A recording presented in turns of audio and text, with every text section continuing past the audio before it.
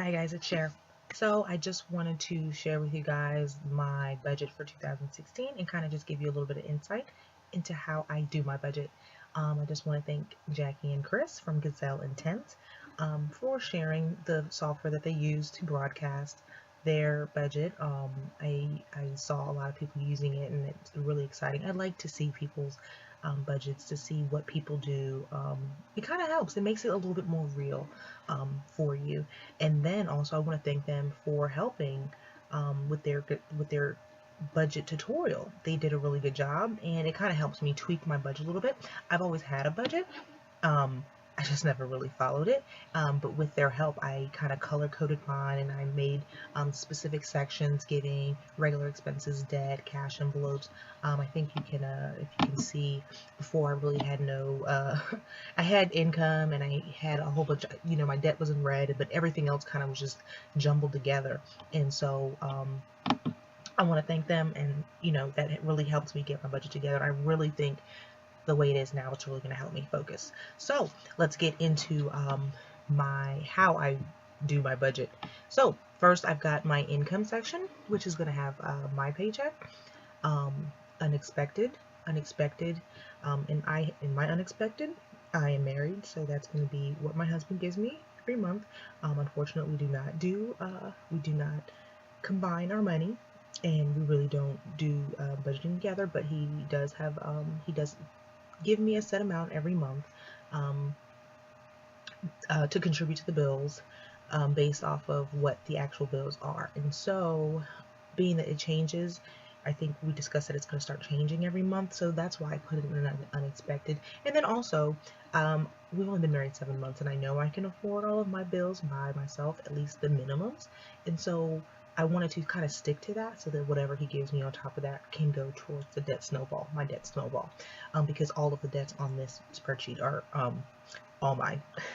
But anyway, and so then any carryover, and what my carryover is for those bills that are on the first of the month. And as you see over here, I break out my paycheck. So what I do is I have my budget. First, I do the budget with everything that I think is going to do. Then I go over and I break it down between my first check, second check, and then the month that I have 3 checks, I'll add a third column. But majority of the time it's 2, and so then I break it down so that the breakdown should always match the budget. So yeah, so the second check, I hold certain items that were going to come out between the 1st and the 5th. And so then that's always the carryover. So there always will be some carryover every month. This month there's a little bit more because I overspent last month, and so I needed to carry over some more money to cover some different things. And there's like a little screw up that I did with my Discover card as well. So I accidentally made 2 payments before the cutoff date, and so that second payment was supposed to go for January, but it actually went towards the principal in December. So yeah, that's why it's usually only a carryover of about 300, but this month it's going to be a little different. But anyway, so that is my income right there. And then right off the top, I do my giving, my tithe, 10% off the top. I do 10% off of my gross. Yeah, that's what I do, and that's why it doesn't match the total income.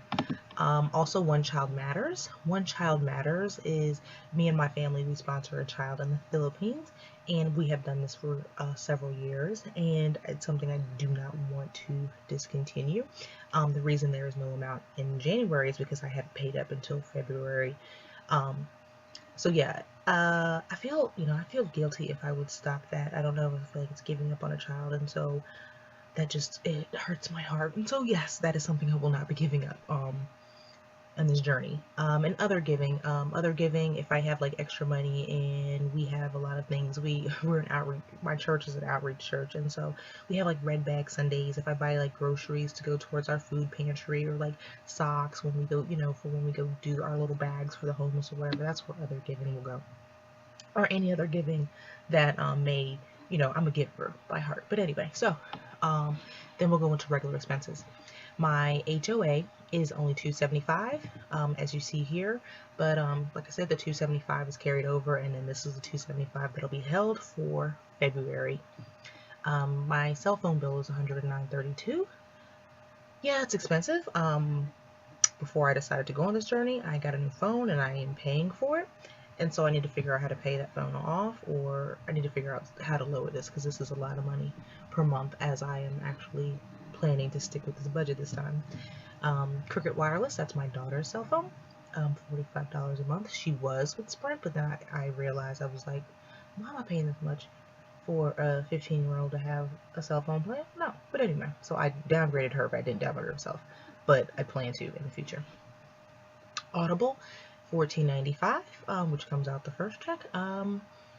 I did say I was gonna cancel it, and I am. I do have a credit from last month that I have not used yet, so I want to figure out a book. I want to make sure I get a good book, a good long book, something that I can listen to over and over again before I cancel. And so I just put it on the budget just in case I forget. I won't, but I put it on there just in case. BG&E's my electric, which is $250. Yeah, $250, and like I said, I plan on trying to get that down over the course of the year to under $200. My car insurance as well as my condo insurance, $97 together, which that comes out. No, I pay that. I thought it came out automatically. My daughter's allowance, and I did say I was not going to give her allowance for 2016, and I do plan to, but right now her account is in a bank where it requires an automatic transfer of a minimum of $25 every month, and so at some point I need to change the bank accounts, and so she did a little spending, and so she needed her debit card, and so probably next week at some point I will transfer that and make sure she gets a new debit card for her, because you know she does spend money. I want her to have access, but I need to find a bank that does not require a minimum transfer in there every month. Okay, so Comcast, $172, which is a lot, and the reason it's $172, I think the normal bill is like $160 something, but I got really bored last month, and I got a lot of on-demand movies, and I was just too lazy to go to Redbox, but that has got to stop. $6 per movie? Like, yeah, I just need to stop being lazy and just go to Redbox. But anyway, I love watching movies, but I plan on actually utilizing my Amazon Prime, because I have it, I just never watch the movies on it. But yeah, no more on-demand movies for me. And I did call Comcast, and I'm kind of locked in with this bundle until November, so I really need to figure out some ways to see if I can get out of that early. Anyway, Home Paramount is the pest control. We get these little cricket spiders in this house, so yeah, this is every 3 months, I believe. This is my life insurance for myself and my daughter, which comes out automatically sometime towards the end of the month. Planet Fitness, yes, I do plan on still canceling my gym membership. I just haven't really gone up and done it, but I will do that before the end of the month, but I think they are still going to charge me for January. So yeah, I need to do that soon before like the cutoff date. I think the cutoff date is like the 17th, but yeah, I need to do that soon. So those are my regular expenses. Let's knock into my debt. The debt that I have, first we have volleyball. My daughter plays club volleyball, and so I owe $125, and I believe that is due February 4th. So yeah, I need to definitely figure out how to get that paid before February 4th. Some medical expenses. Now normally I would not have medical in debt. I have a flexible spending account, which I have usually put in $1,500 a year, but that $1,500 was done by, I think, October of last year, and so November and December there were some medical expenses that were not covered, and so those go into my debt. Anything else that goes into that is paid for through the FSA, I do have a medical expenses cash envelope down below, because like I said, I just like to have the cash envelope, and then I pay it, and then when it gets reimbursed, and I'll take the money out and put it in the cash envelope, just so I don't have to always have it in the budget. I have it in the envelope. But anyway, so where was I? Value City. I bought a bed for my stepdaughter last year, and it's no interest until May 19th. So yeah, I could have bought a cheaper bed. I didn't. Now I know better, but right now I owe $390 on that bed, and I have no faith. I have a lot of faith that that'll get paid off as soon as possible. My daughter's sweet 16, I owe $915 on it. Now, I really do not owe $950. No, let me say, I owe $915 on it. I do plan on getting funds from other people to cover that, but I just wanted to put it in there because if those people don't cover it for me, I gotta pay it. But I know I will be reimbursed at some point for it. So yeah, $915 on that. And once the Sweet 16 is over, trust me, I think my budget is going to just go a lot better. The past couple of months I've been making payments on it, and that's kind of been why I've been a little bit tight, but it's almost over. Anthony's taxes. Anthony is my husband and he owes money on his taxes. I do not know the balance, but I do know that it comes out of my account, and he does give me the money for this every single month. So yeah, that'll go in there in the unexpected when he does give it to me, but he does pay that. Long story, but yeah, it comes out of my account. And so TSP, I have 2 loans against my 401k, and these come out of my check before I even get it. So I do not have anything here, but they do get paid every month, and I just show that, and here's the balance for them. But once these debts are all taken care of, and honestly, I think I'm going to pay my car off too before I knock these out, but then I will start putting extra on top of what already comes out of the check into that, and that's when this area will be filled out. And then next, my Honda Accord, and like I said, even though this is higher than this, I mean, one payment and it's going to be knocked down below, so I really want to get this paid off. And then look, when it gets paid off, I'll have an extra $467 a month. Isn't that crazy? Whew, can't wait. But yeah, so $467, and like I said, if you look over here and you see I have it broken down between the first check and the second check, so that I can make sure it's getting paid when it needs to get paid. But anyway, Discover, I have a Discover credit card, $13,000. That's a lot of money.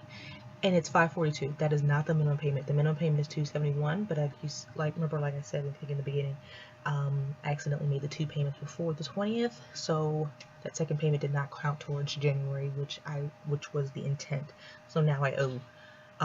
This one will be for January, and then this will be for February. I just prefer to pay it ahead of time because I usually have that money in the second check and don't have it in the 4th. It's due by the 15th. So that's why there's 2 payments in January for that. My student loan, I owe $84,000. As I get closer to paying off my student loan, I will probably break it down. I believe it's 4 loans. So, yeah, once I get closer, then I'll break that down. But as of now, it's just $484. And then my mortgage, woohoo, $1,460.50. And those are my debts. Then I have my cash envelopes. I have girls' night. I talked to my friends already, and so we've already agreed, because I know I'm like a no-spend January with the former Mrs. Jones and a couple other YouTubers. Check them out. So for January, our girls' night, we have one every single month. And so for January, we are going to just do game night and bring over a dish. Everybody's going to bring a dish and do game night, the cheap way to have a girls' night. Day 0 project, 101 things to do in 1,001 days. This month I will be doing things that are free, or things that are free, obviously. Gas, 125. I'm hoping that gets me going. I've never really paid attention to how much I spent in gas, so I did an estimate, 125, and let's hope that works. I plan on staying in the house a lot when I don't need to go anywhere. The major places that I go, my daughter has practice on Thursdays and Fridays, and then she does have a tournament that it's pretty far, somewhere in the middle of the month, but I'm hoping 125 covers it. If not, you will see that in the actual, and then I will definitely make an adjustment for February. Groceries, because we're doing the no spend January, I knocked it down to $150. Actually, I knocked it down to $150 because I really didn't have much money to spare anywhere else, but I think we can get by with $150. I'm really going to be eating out of the pantry and eating from Mom's house because she's got tons of food. But anyway, yeah, so $150. And then the MARC train, I take a commuter train to DC, and so this month it's going to be $60. But the good thing is they are increasing the transit subsidy, so for February I will be down to $18, and I'm so excited about that.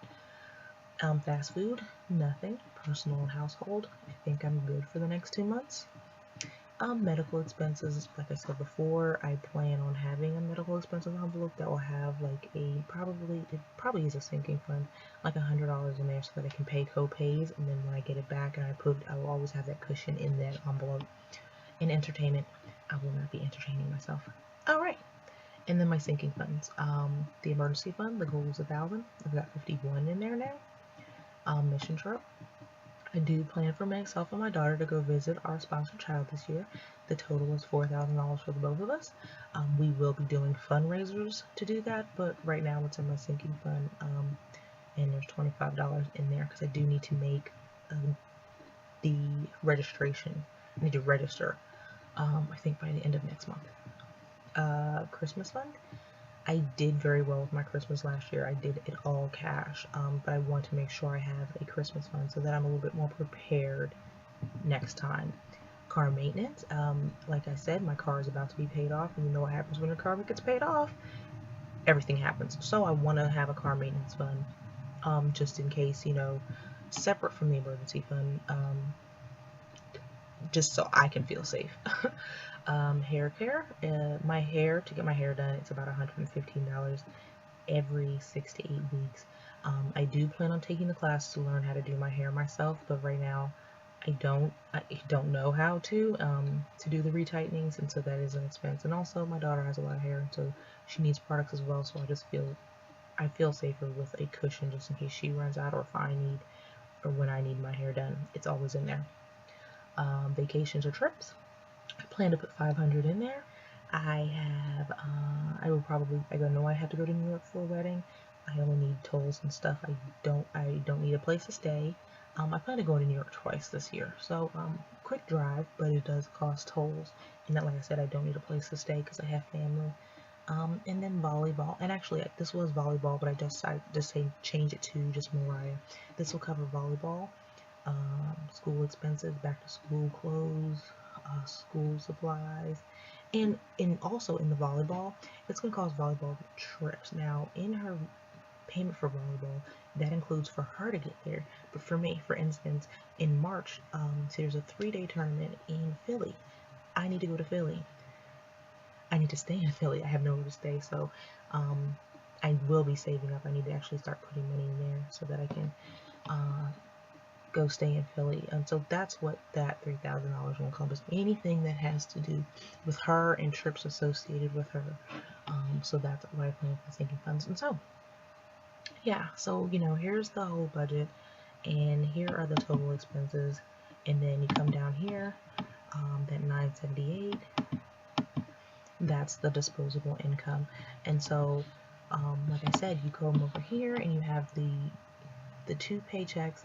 Everything is broken down to the T on what I will pay per check. And I do that so I can know, hey, I can't pay this, you know what I mean?